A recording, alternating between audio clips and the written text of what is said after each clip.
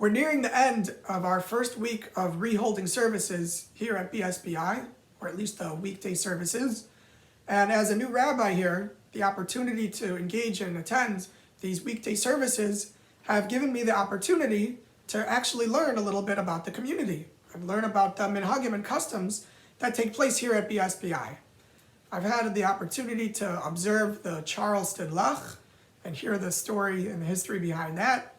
I've had an opportunity to be part of the recitation of Vidoy on Mondays and Thursdays, which is a carryover from the Brit Shalom Beth Israel merger, a compromise that was made to keep some of the Nusach Sfard. But perhaps the minhag here that excites me the most is our recitation of Shema Yisrael. That here at BSBI in the morning and in the evening, when we recite the first paragraph of Shema, we recite it in unison. Together, all together, we recite Shema Yisrael and the entire first paragraph of Shema. And if you're paying close attention when you read through this week's Parsha, you'll find in the chapter Chaf, the 20th chapter in this week's Parsha, you'll find the words Shema Yisrael. We're told not the familiar Shema Yisrael, which appears actually earlier in the book of Devarim, but we're told Shema Yisrael atem kirevim hayom lamilchama. Hear, O Israel, you are approaching today in war. And this is actually part of a speech. The Kohen Gadol, the high priest, would gather the Jewish troops before they engage in a battle, and he would give them somewhat of a pump-up speech, a pep talk, before they go to battle. And it begins Shema Yisrael. It's not the rest of Shema. It seems to be just a coincidence that it begins with the word Shema Yisrael, Hear, O Israel, but Rashi tells us that there are no coincidences.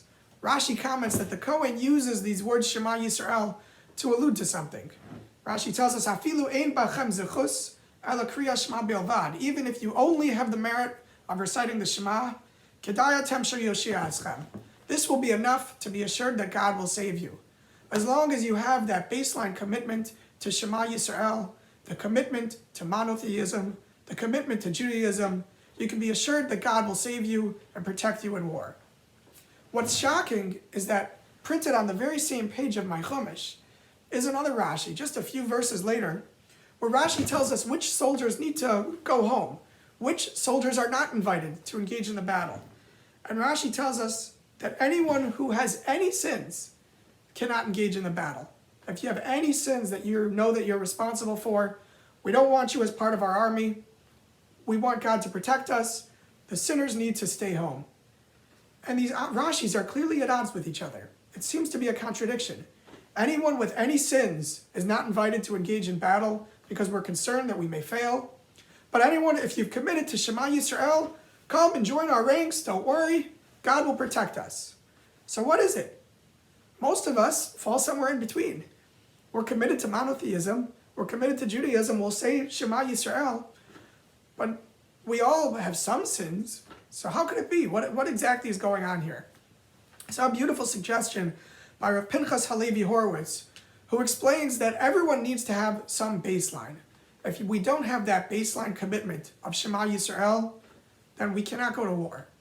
But as long as we have that baseline commitment, it's okay if we have some sins. It's okay because we understand that there's an opportunity for repentance. There's an opportunity to improve ourselves. And as long as we have the baseline and we're committed to improving ourselves, then we can assure ourselves that God is in our corner. Tomorrow we enter the month of Elul. Tomorrow is Rosh Chodesh, the first day of Elul. And Elul, the month that precedes Rosh Hashanah and the high holidays, is traditionally a time for retrospection, a time to think about our previous year, and a time to think about our values and about the year to come. And I think it really goes in line with this idea. All of us have some baseline commitment. We're committed to Shema Yisrael. We're committed to our monotheism. We're committed to our Judaism. And we all have practices that we're part of being part of an Orthodox synagogue. But what we're taught by Rabbi Horowitz and from Rashi in our Parsha is that we need two things.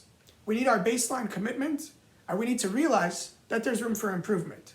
As we enter the month of Elul, as we approach our holidays, we should be thinking about this. We should be thinking about where our commitment is today and what we can do to improve ourselves going forward and in the future.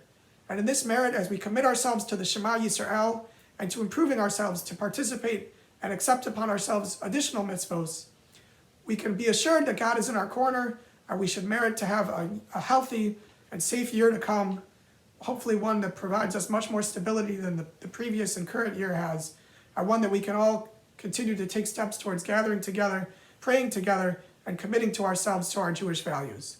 I wish you all a wonderful Shabbos.